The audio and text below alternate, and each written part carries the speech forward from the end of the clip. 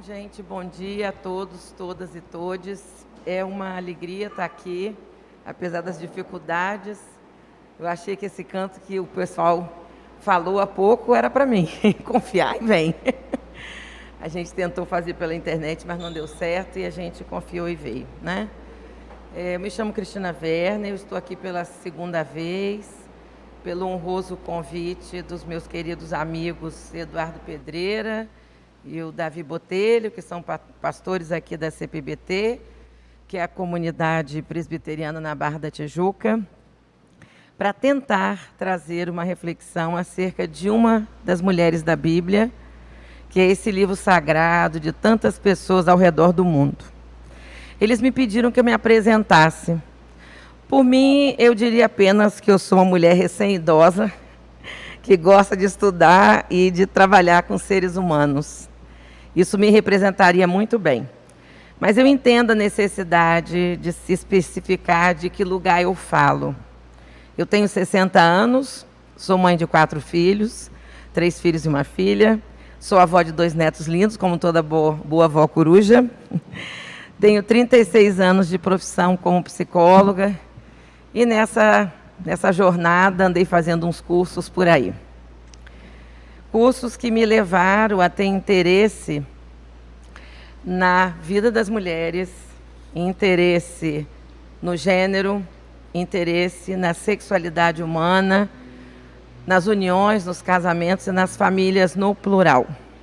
Eu não sou teóloga, mas eu tive a alegria, a honra de ser filha de um teólogo. Foi o primeiro diácono ordenado no Espírito Santo pelo bispo da Igreja Católica. Com meu pai e com todas as instituições de ensino religiosas que eu passei, o Colégio Agostiniano, o Colégio Salesiano, o Colégio Sacré-Cœur de Marie, todos em Vitória, Espírito Santo, cidade onde eu nasci, e eu não podia deixar de ser cristã com esse nome, Maria Cristina, nascida em Vitória do Espírito Santo, tinha que seguir a tradição, né? Mas também aqui na Pontifícia Universidade Católica do Rio de Janeiro, na PUC, onde eu vim transferida da Federal do Espírito Santo para cá e me formei, e onde eu fiz meu mestrado em Psicologia Clínica, eu aprendi que o ser humano, por mais que ele busque a perfeição e a retidão dos seus atos, ele cometerá falhas, e às vezes falhas gravíssimas, mesmo tentando acertar. Acho que foi o que aconteceu com o casal que eu pretendo conversar com vocês hoje. Não pregar, mas pensar junto com vocês. Eu gostei muito de ser a última das 4 mulheres que vieram falar aqui na CPBT, nesse mês dedicado às mulheres, e a gente ainda precisa fazer essa deferência, porque o grau de desigualdade entre homens e mulheres, de oportunidades e de condições, ainda é muito gritante no mundo inteiro. E no nosso país não é diferente. Nós tivemos 2 brilhantes falas teológicas, com as incríveis Ruth Lázaro e Belo, falando de Eva, e Priscila Ribeiro, falando de Maria Madalena. Tivemos também a impactante fala reflexiva da competente Bruna Andrade, que trouxe a dualidade do modo de ser de Marta e Maria. Na primeira vez que eu tive a oportunidade de falar aqui na CBBT, pude trazer reflexões acerca de Maria, a mãe de Jesus. Aquela que, na ocasião, eu chamei de a pessoa da pronta resposta. Porque assim que Deus chamou, ela disse, eis-me aqui, não titubeou. Diferentemente de alguns personagens bíblicos, que na ocasião eu mencionei, como Moisés e Jonas, que deram algumas desculpas antes de assumir a sua tarefa. Como afirmou o psicanalista francês Jacques Lacan, cada um alcança a verdade que é capaz de suportar.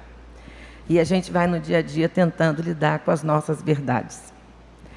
Bom, mas se antes eu falei da mãe de Jesus, hoje eu vou falar da mãe de todos e todas nós, a nossa matriarca, Sara. Se Ruth e Priscila tiveram falas teológicas e Bruna uma fala reflexiva, a minha fala será relacional. Pensarmos juntos e juntas as decisões e as atitudes de Sara e Abraão e seus reflexos nas gerações familiares.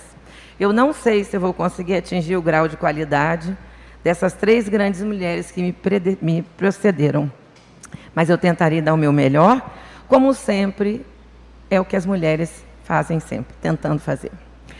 Desde muito cedo eu gostava de folhear a Bíblia. Eu tenho até hoje vários exemplares e guardo com muito carinho uma Bíblia ilustrada para crianças, que eu ganhei do meu pai. E essa verdona aqui, ó, essa aqui, que é a minha favorita, que eu ganhei das freiras do Colégio Agustiniano em 1975, portanto, há 46 anos atrás, num tal de galope bíblico, que é, para quem não conhece, uma gincana para quem acha primeiro as passagens bíblicas no Antigo e no Novo Testamento. É a minha Bíblia de estimação, é das edições paulinas e é uma tradução dos textos originais com as notas dirigidas pelo Pontifício Instituto Bíblico de Roma.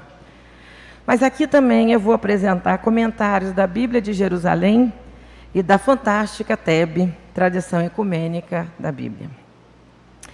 Eu, como terapeuta familiar, eu ouço sempre, nesses 36 anos de trabalho, muitas reclamações dos pais e das mães, se queixando que eles não entendem as atitudes de seus filhos e filhas. Mas, igualmente, eu ouço filhos e filhas se queixando também que não compreendem o comportamento de seu pai e mãe. Assim, gente, se nós temos hoje dificuldade para a compreensão dos atos das pessoas que são tão próximas a nós, na nossa família, e que vivem no mesmo momento sócio-histórico que nós, imaginem tentarmos entender o comportamento de pessoas que viveram milhares e milhares de anos atrás antes de nós. Será que nós podemos ter certeza que estamos interpretando uma passagem segundo a intenção de quem narra a história ou o fato bíblico? É justamente esse o problema da hermenêutica, que é uma palavra de origem grega, que faz referência ao deus Hermes, o mensageiro dos deuses, o deus da comunicação. Aquele sujeito que tem umas asinhas nos pés para correr mais rápido para levar as mensagens. Assim, uma pessoa hermeneuta seria aquela que tenta transmitir, tanto transmitir como interpretar uma mensagem, um texto bíblico. Eu não pretendo fazer uma análise hermenêutica da história de Abraão e Sara, mas eu vou tentar fazer apenas uma análise relacional e transgeracional, como aprendemos na teoria familiar sistêmica dessa história de família. Eu vou separar alguns trechos da história de Sara e Abraão, que começa no capítulo 11 de Gênesis e vai até o capítulo 25. Eu vou mencionar 2 grupos de ações que me chamam a atenção na história protagonizada por eles. Um que diz respeito a gênero e outra que diz respeito à sexualidade. Eu gostaria de dizer que ambas palavras, gênero e sexualidade, infelizmente são palavras muito pouco faladas nas igrejas e muito mal vistas, porque são mal compreendidas. Essas palavras são eminentemente relacionais, isto é, a sua compreensão abarca relações de poder que envolvem muitas vezes a dominação de um gênero, geralmente o masculino, em detrimento de outro gênero, geralmente o feminino. E a dominação dos corpos femininos, geralmente pelos corpos masculinos, mas também pelo Estado e, infelizmente, também pelas igrejas. Não é à toa que a filósofa Simone de Beauvoir escreveu no famoso livro O Segundo Sexo, sua conhecida frase: não se nasce mulher, torna-se. Porque nascemos, na verdade, todos e todas iguais perante a lei, de acordo com o artigo 5º da Constituição Brasileira. E também nascemos iguais perante Deus, quando Ele afirma que criou tanto homens como mulheres à sua imagem e semelhança, como bem nos mostrou Ruth Lázari ao nos falar de Adam, ser humano e não de homem. Mas não é isso que nós veremos socialmente até hoje. Para Simone de Beauvoir, é nítido como o homem é o sexo privilegiado, o padrão, a norma, enquanto que a mulher é o que ela chamou de o outro, e o feminismo negro chama a mulher negra o outro do outro, tal o grau de espoliação social que a mulher negra ainda enfrenta no mundo inteiro. Simone de Beauvoir, então, chama a mulher de o outro pelo grau de desigualdade reinante nas relações entre os gêneros. Lembrava Priscila Ribeiro, semana passada, Como é que o púlpito nas igrejas ainda fica restrito aos homens? E digo eu, mulher só chega perto do altar para ajeitar a toalha e mudar a decoração de tempos em tempos. Triste realidade nos cerca. As ações na história de Abraão e Sara, que se refere a gênero, são as mais preocupantes, porque são estruturantes. E através da transmissão transgeracional, que é um conceito do terapeuta familiar americano Murray Bowen, usado para designar tudo aquilo que cria um padrão familiar, um modelo, e que é transmitido de geração em geração e passa a se tornar normal, entre aspas, como sendo a única verdade, e não mais um dado cultural construído socialmente. Isto é, se torna norma de conduta social vigente em uma sociedade por muitos e muitos anos. Encontraremos 4 episódios com a temática de gênero na história familiar de Abraão e Sara, ilustrados pelo uso indevido do corpo da mulher. 2 episódios protagonizados por Abraão, um por Ló, seu sobrinho, e um por Isaac, seu filho. A pergunta que eu faço a todos e todas vocês é: vale tudo num casamento? E nas relações familiares, também estamos topando tudo? Sim ou não? Vamos aos acontecimentos.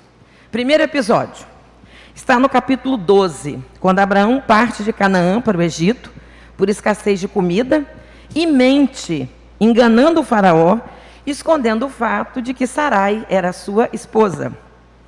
Diz assim os versículos 11 a 13. Estando já próximo a entrar no Egito, disse a Sarai, sua esposa: conheço que és mulher de aspecto formoso. Por isso, quando os egípcios te virem, pensarão que és minha esposa e matar-me-ão. A ti, porém, deixar-te-ão com vida. Dize, portanto, que és minha irmã, para que me tratem bem por causa de ti, e a minha vida seja salva em consideração a ti. E assim se deu.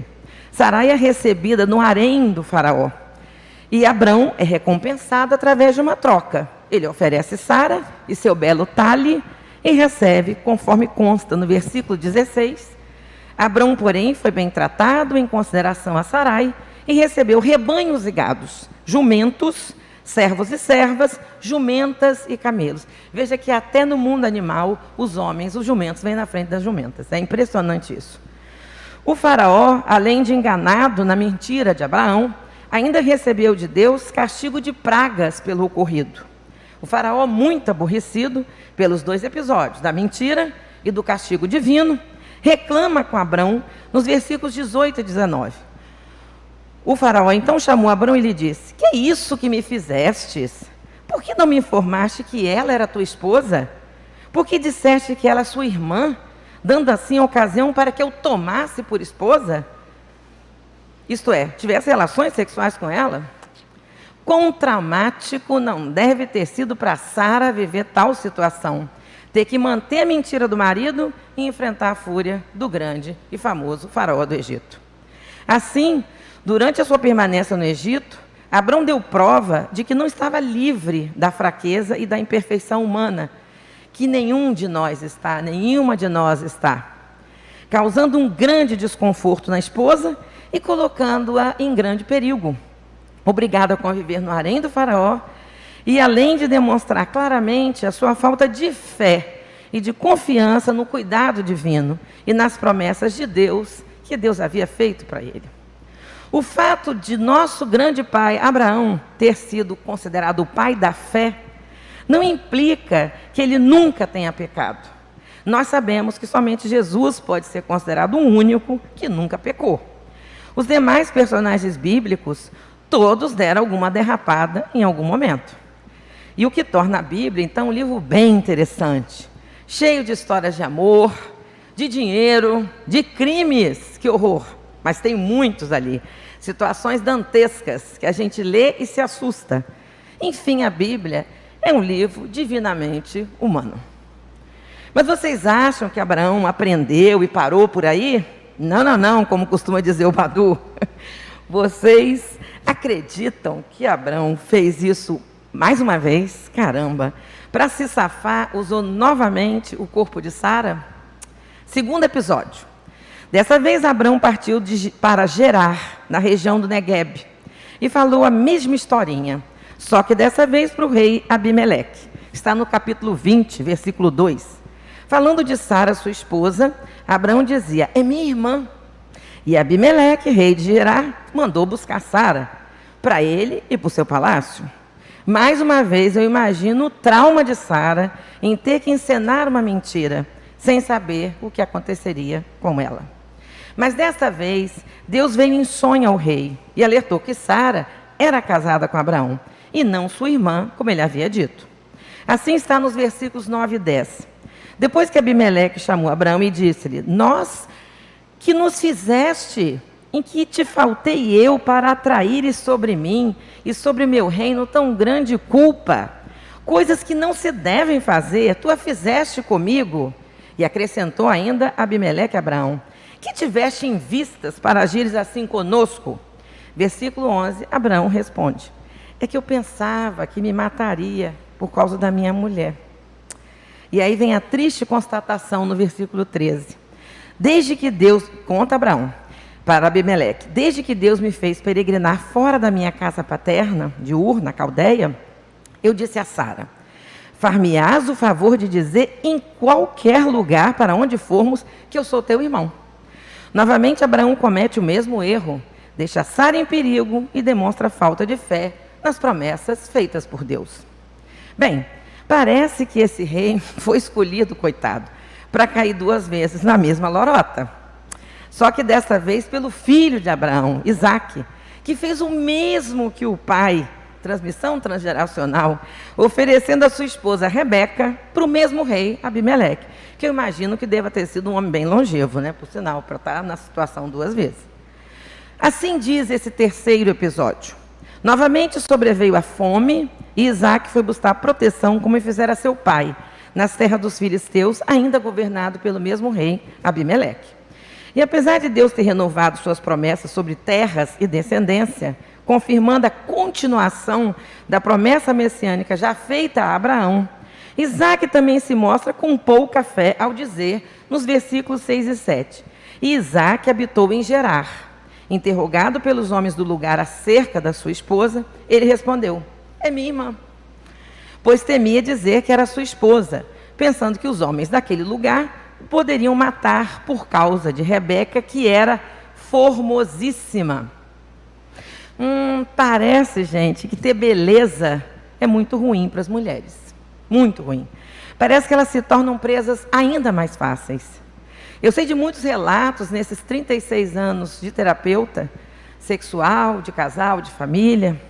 Já ouvi muitas histórias contadas por mulheres adultas que, quando elas eram meninas ou adolescentes, tiveram que engordar na tentativa de chamar menos atenção para a sua formosura, para que os homens da família tentassem olhar menos para elas. É muito triste a gente saber que mulheres bonitas precisam se esconder atrás de uma capa de gordura, porque a capa da decência paterna evaporou-se, defenestrou-se, saiu porta fora.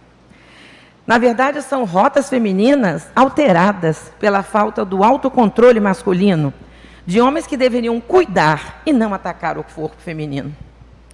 Mas voltando à história do pobre rei que caiu duas vezes no conto da bela irmã, pelo pai e pelo filho. Acho que Deus ficou com pena dele, gente. E dessa vez o rei não precisou que Deus o avisasse, em sonho, do ato repreensível de Isaque. Ele mesmo viu o casal se acariciando no jardim do palácio. Assim, consta no versículo 9 e 10. Então Abimeleque chamou Isaque e disse-lhe: evidentemente ela é sua esposa. E como pudesse dizer que é tua irmã? Ao que Isaque respondeu: julgava que tivesse de morrer por causa dela. Respondeu Abimeleque: por que nos fizeste isso? Pouco faltava que alguém do povo dormisse com a tua esposa, e tu teria tirado em nós um delito.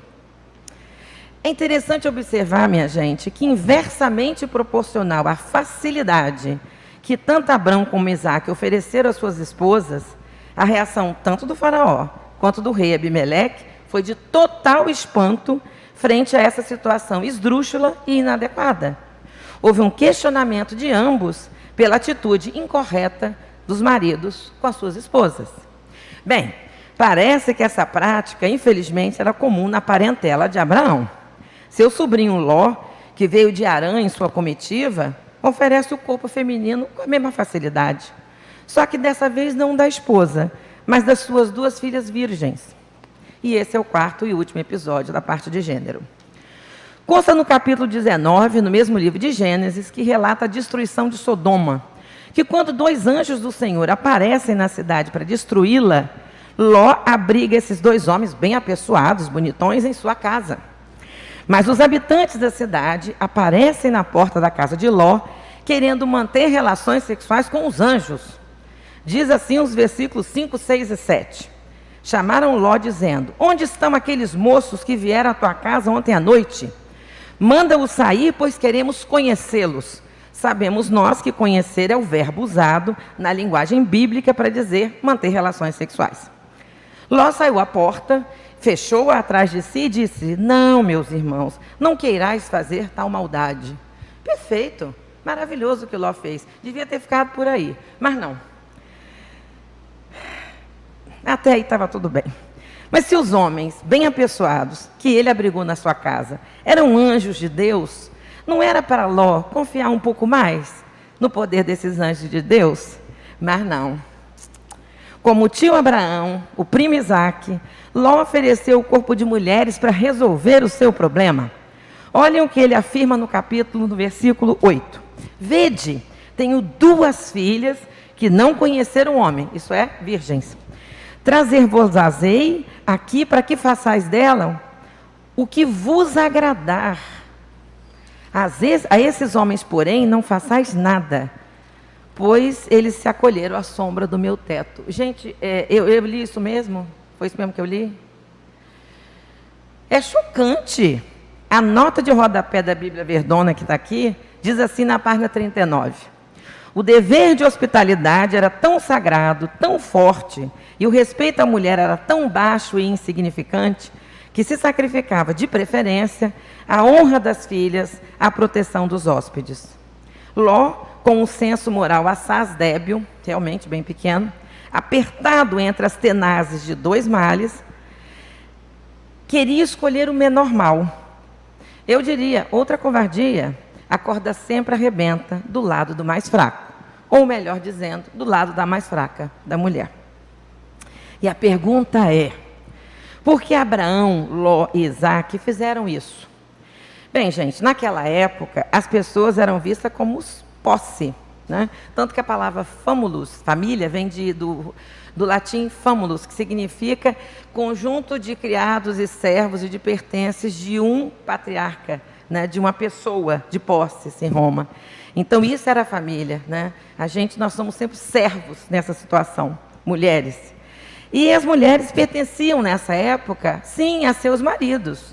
As filhas pertenciam, sim, a seus pais. E os servos e servas, seres humanos, daquele mesmo Adão, do início do Gênesis, eram tratados como mercadoria, como objetos, e eram vendidos e comprados, como foi o caso de José, no Egito.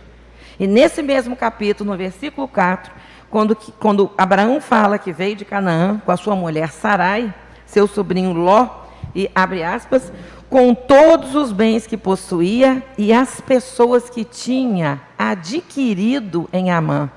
Então, está claro, as pessoas podem ser compradas e vendidas, escravas, posse. Abraão, então, era o dono do corpo da sua mulher, das servas e servos, assim como Ló era dono do corpo das suas filhas, e Isaque, dono do corpo de Rebeca. Triste isso, né, gente? Mas essa história é um passado longínquo.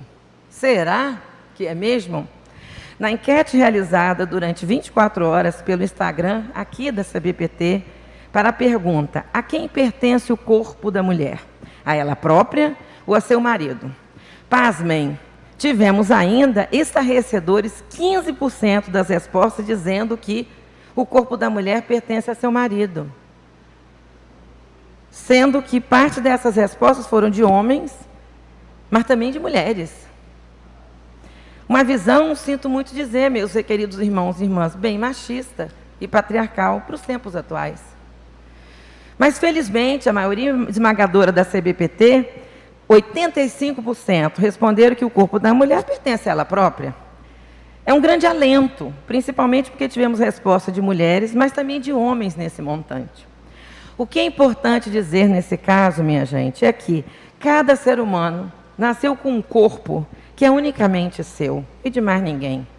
Ninguém pode se considerar dono do corpo do outro ou dona do corpo do outro. Ou de outra forma, alguém achar que seu corpo pertence a seu parceiro ou a sua parceira. Não, não, não. O corpo, como se costuma ouvir nas igrejas de matriz cristã, é o templo do Divino Espírito Santo. E para se adentrar nesse corpo, somente com permissão da dona ou do dono, que neste caso é a própria mulher. Se a mulher casada quiser devotar o seu corpo para a prática sexual com o seu marido, nada demais, é o esperado, é o que se imagina em casamentos monogâmicos. Mas ele não é o dono do corpo dela. Ele desfruta da presença do corpo dela no seu dia a dia, não só na hora do sexo. Por que eu digo isso? Por causa de algumas questões do nosso dia a dia. Uma das perguntas que eu tenho para fazer para vocês. Por que a ofensa sexual, que é um crime de violência sexual contra crianças e adolescentes, erroneamente chamado de abuso sexual, eu não uso essa palavra desde 2008, advogo que tem que ser banida. A palavra abuso libera o uso, só recrimina o excesso. E corpo de criança e adolescente não pode ser usado em excesso e nem usado de forma alguma, né? Por que isso é tão brutal? Porque é uma invasão, é uma violação de território. E geralmente quem comete essas atrocidades, homens. 95% dos casos que a gente tem em todos os livros de pesquisa é cometido por homens. 5% por mulheres. Deveria ser 0% por ninguém, né? Nessa ordem, quem mais comete ofensa sexual? Os pais, em primeiro lugar, padrastos que num recasamento ofenderão filhos de outra pessoa, seus enteados e enteadas, avós, figura tão querida, né? E tios, mais ou menos nessa ordem de incidência. Por que homens se sentem, ainda hoje, os donos dos corpos infantis e púberes da família? Quem disse que esses corpos pertencem a eles? É uma liberalidade de uso assustadora. Bom, e quando a gente cresce, acabou o problema do assédio? Para os homens, sim. Para as mulheres, infelizmente, não. Basta perguntarmos o que acontece se homens saem sozinhos à noite na rua. Resposta: serão assaltados, especialmente nas grandes cidades. E o que acontece se mulheres saem sozinhas à noite? Serão assaltadas, com certeza, mas também serão estupradas. E vocês sabem por quê? Quem vai me responder não sou eu, é a filósofa jurista e estudiosa de gênero, Carole Pateman, no livro Contrato Sexual, da editora Paz e Terra, que mostra as 3 formas de controle do corpo da mulher pelos homens: o legítimo, o limítrofe e o ilegítimo. O controle legítimo se dá pelo contrato de casamento, quando a mulher passa a ser posse do homem, representando emblematicamente pela troca do sobrenome. Saiu da família de origem do pai e entra a do marido. E, se por alguma circunstância a mulher abandonar o marido, ele poderá até matá-la, em legítima defesa da honra. Mesmo não existindo mais essa figura jurídica em nosso país, observa-se um retrocesso nesse momento. E que também, apesar das mudanças nas leis, as mentes masculinas não se modificam. Basta verificar os números alarmantes de feminicídio a despeito da existência da Lei Maria da Penha. O segundo controle é o controle limítrofe, que se dá pelo assédio moral, assédio sexual e piadinhas sexuais de mau gosto, pela crença social enraizada de que eu posso assediá-la porque ela é mulher e eu sou um homem. Um exemplo vexatório dessa situação foi o caso de brasileiros assediando uma mulher russa na Copa do Mundo de 2018, em todo mundo viu, saiu em todos os meios de comunicação, manchando a imagem do Brasil no exterior, mostrando o quanto nem fronteiras internacionais freiam essa autorização, entre aspas, patriarcal para o assédio do corpo das mulheres. E, por último, fala a Carole Pateman do controle ilegítimo, aquele que beira a barbárie, o estupro e o tráfico de mulheres para fins sexuais, estatística alarmante que não cessa e nem diminui no nosso país. Eu trouxe aqui um relatório com números absurdos de mulheres, mas eu não vou ler por causa do tempo. Carole Pateman mostra, assim, que o patriarcalismo, isto é, o poder e a dominação de homens sobre as mulheres, se mostra como um contrato de irmãos. todos os homens, irmãos, se unem para exercer dominação sobre as mulheres. E é por isso que eu escrevi recentemente, num artigo publicado em dezembro do ano passado, que urge modificarmos a educação para a sexualidade, para o gênero na infância, romper com essa construção dessa irmandade agressora e substituí-la por relações humanitárias e respeitosas, relacionais de qualidade entre os gêneros. Queria dizer para vocês que nascer mulher não pode ser entendido como nascer para ser violada em seu corpo, em seus direitos e na sua liberdade de ir e vir. Gostaria de dizer especialmente para os 15% que afirmaram na enquete que o corpo da mulher pertence a seu marido, que é justamente esse tipo de pensamento que permite que ocorra a figura jurídica do atual chamado estupro marital, que ocorre quando as mulheres são forçadas a manterem relações sexuais com seus parceiros, mesmo contra a sua vontade. Estupros também podem acontecer no lar docilar, e compreendemos que se continuarmos a compreender que os donos dos corpos das mulheres casadas é o seu marido. Quase que isso ocorreu com Sara, com as filhas de Ló e com Rebeca, ao serem oferecidas para outros homens, como o faraó do Egito, o rei Abimeleque e os habitantes ensandecidos de Sodoma. Elas seriam forçadas a manterem relações sexuais contra o seu desejo, contra a sua vontade. A facilidade com que seus maridos e pai ofertaram os seus corpos é assustadora. Por pior que fosse a situação, há de haver outra maneira de se safar sem ser utilizando sexualmente o corpo de uma mulher. Ló tinha que salvar os anjos de Sodoma? Sim, claro que sim. Mas eu duvido que Deus se agradaria de, para salvar seus mensageiros, mulheres teriam seu corpo entregue à horda masculina. Tanto assim que foram os próprios anjos quem providenciaram uma nuvem de fumaça para a fuga de Ló e de sua família. Eu também não creio que Deus se agradaria que o corpo de Sara e de Rebeca fossem violados para manter vivos Abraão e Isaque. Com certeza ele não abandonaria os nossos patriarcas. Ele haveria de encontrar solução mais corajosa e menos covarde. Como ele não abandonou Agar e Ismael no deserto, nas duas vezes em que Agar precisou fugir da presença de Sara.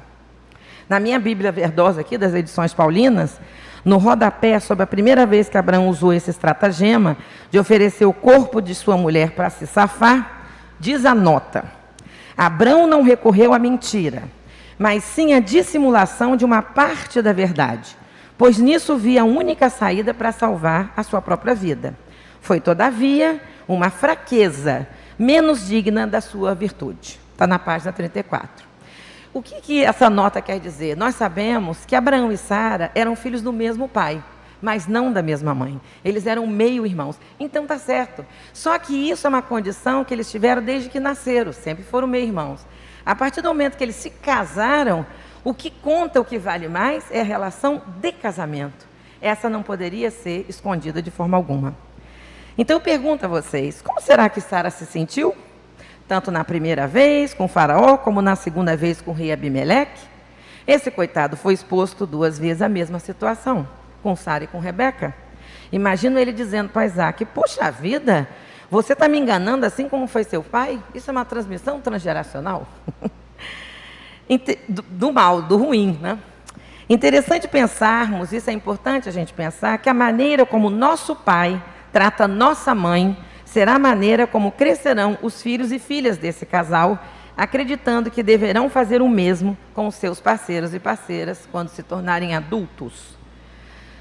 Quando um homem agride a sua mulher em casa, na chamada violência doméstica, ele não agride somente a mulher, mas toda a herança psíquica de sua prole. As crianças aprendem que é assim que se resolve as crises de ciúme, leia-se crise de insegurança, ou quaisquer outras desavenças, na pancada, no tapa, na agressão. A gente educa muito mais nos atos do que pelas palavras. Bom, vocês lembram que eu disse que eu ia falar 4 episódios sobre gênero? E agora eu vou fechar a pregação com um único episódio sobre sexualidade. Esse trecho está no capítulo 18, que fala da aparição divina a Abraão, quando Deus promete a ele que Sara, até então considerada infértil, iria engravidar. Consta nos versículos de 9 a 15. Onde está sua esposa Sara? Respondeu ele. Ei-la na tenda. Disse aquele: voltarei sem falta no momento vital, e a tua esposa Sara terá então um filho. Sara ouviu da tenda, pois estava atrás da porta. Ora, Abraão e Sara eram idosos, muito avançados na idade. E para Sara já tinha cessado de ocorrer aquilo que é próprio das mulheres. Em outras palavras, menstruação. Riu, portanto, Sara em seu coração, dizendo: pois sim, depois de estar consumida, terei de experimentar prazer, estando ademais já idoso meu senhor? Mas o Senhor disse a Abraão: por que se riu Sara?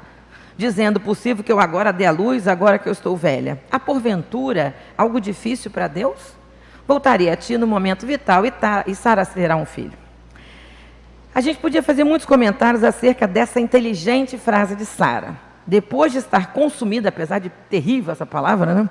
Eu estou quase assim consumida. Terei de experimentar prazer, estando ademais já idoso, meu senhor. Por mais inadequado que tenha sido duvidar da palavra de Deus, há um quê de realismo inegável na fala de Sara. De fato, ela já estava muito idosa, com 89 anos. Mas o que me fascina como sexóloga é a sabedoria dessa mulher, bilhões de anos atrás, ao se questionar se ela ainda teria prazer, já que Abraão, com 99 anos, provavelmente não teria mais ereção suficiente, tanto para ejacular, como para dar prazer a ele e a ela. Estamos cá a falar de uma palavrinha, então, que nunca aparece nos púlpitos, chamada orgasmo, que foi uma coisa bolada por Deus quando criou esse corpinho masculino e feminino. Somos capazes de sentir orgasmo. Que bênção, que presente de Deus, não é? Maravilha. Na nota de rodapé, na página 38, dessa minha Bíblia das Edições Paulinas, consta a frase: consumida quer dizer pela idade e pela longa esterilidade. Então, estando gasta e fria ao sentido do prazer. Pesado, né? O que segue por ela é dito com ironia. Entendo então que a nota utiliza um termo hoje em desuso, frigidez. Hoje dizemos anorgasmia, dificuldade de ter orgasmo. E entendo a fala irônica e provocativa de Sara por saber da disfunção erétil, talvez, de Abraão, mais do que esperado e normal, afinal ele já tinha 99 anos nessa ocasião. Sara, ao questionar sua capacidade de ter prazer, contrariando a sua frigidez de anos, e a capacidade de ter ereção, ejaculação e consequente prazer do seu marido, revela um grande conhecimento sobre a importância do orgasmo, tanto do homem quanto da mulher, para a concepção. Na Bíblia de Jerusalém, que está na minha casa, a escrita é exatamente igual a essas edições paulinas. E nas 22 Bíblias que eu tenho em casa, 20 relatam a palavra prazer. E 2, na verdade 3, troca a palavra prazer por deleite. É uma palavra extremamente incomum nos nossos dias. Eu não vejo por que trocar prazer por deleite, não faz muito sentido. Mas enfim. Mas na Bíblia de Estudo Despertar, da Sociedade Bíblica do Brasil, consta na página 24, versículo 12. Como poderei ter prazer sexual, agora que eu e meu marido estamos velhos? Então, nessa Bíblia, já foi mais enfático esse prazer. Mas agora, ganhando de lavada, mais explícita, sem dúvida, é a maravilhosa Bíblia Tebe, na página 49, onde está escrito exatamente como vou ler. Versículo 12. Sara pôs-se a rir consigo mesma e disse: murcha como estou, poderei eu ainda gozar? Esse é o verbo que está na Bíblia Tebe. Aqui não resta dúvida que Sara estava falando de orgasmo, de gozo, de desejo, de vida, de vontade de ter prazer ou até da necessidade de tê-lo para poder engravidar. Na enquete aqui da CPPT, na pergunta: o orgasmo feminino contribui para a mulher engravidar? Infelizmente, a resposta vencedora, com 57% dos votos, foi não, não contribui. Mas, para a resposta certa, parabéns para quem colocou, 43% das pessoas votantes, que incluiu homens e mulheres. Sim, o orgasmo feminino ajuda sim a concepção. E seria bom que todas as pessoas soubessem disso, como Sara sabia, talvez, e desejava. Quando pensamos no orgasmo masculino e feminino, como uma ótima cola super bonder para o casal, ninguém duvida disso. Afinal, ter prazer e emprestar o seu corpo para o outro, para a sua parceria, ter prazer é uma possibilidade divina. Porém, quando a gente analisa o orgasmo, fisiologicamente falando, Parece que somente o orgasmo masculino é necessário. De fato, é a ejaculação masculina, que é responsável pelo orgasmo masculino, necessária a reprodução, porque ao ocorrer, ela lança com força os espermatozoides para dentro do canal vaginal da mulher. Só que de lá, esses espermatozoides ainda têm um longo caminho a percorrer até chegar nas trompas de Falópio, onde ocorre a fecundação. Portanto, sair do canal vaginal, percorrer o colo uterino, a cavidade uterina, até ascender a tuba ovariana, onde o ovário lança o óvulo a ser fecundado, é um trabalho hercúleo. E quem é que ajuda nesse processo, nesse circuito interno? Tadã! Justamente o orgasmo feminino, que com as suas contrações de prazer, empurra e facilita esse deslocamento dos coleguinhas espermatozoides. Então, os 47% de homens e mulheres que escolheram a opção sim, o orgasmo feminino contribui para a mulher engravidar, podem se sentir descendentes diretos de Sara, nossa matriarca, que intuitivamente talvez soubesse dessa função. Gente, terminando, lembre-se sempre de que nada do que ocorre no nosso corpo é sem função. Tudo tem uma razão de ser, porque foi criado por Deus, não por homens ou mulheres. Assim, vale a pena caprichar para que as suas parceiras tenham orgasmo, não somente para engravidar, já que pouquíssimas vezes os casais têm relações sexuais para terem bebês, talvez de 1 a 5%, se tanto. A maioria esmagadora das relações sexuais entre parceiros e parceiras é para ter prazer, vinculação afetiva e estreitar laços de afeto e de compromisso conjugal. Era isso que eu queria trazer para a reflexão de hoje. A última pergunta da enquete. Para que uma mulher se sinta plena e realizada, ela precisa casar e ter filhos? Responderam sim, felizmente, 11%. E responderam não, 89%. Eu prometo para vocês comentar numa terceira exploração aqui na CBPT, caso eu tenha a honra de ser novamente convidada para dialogar com vocês. Quem sabe numa próxima enquete a gente tenha 100% de resposta não, né? Vamos torcer.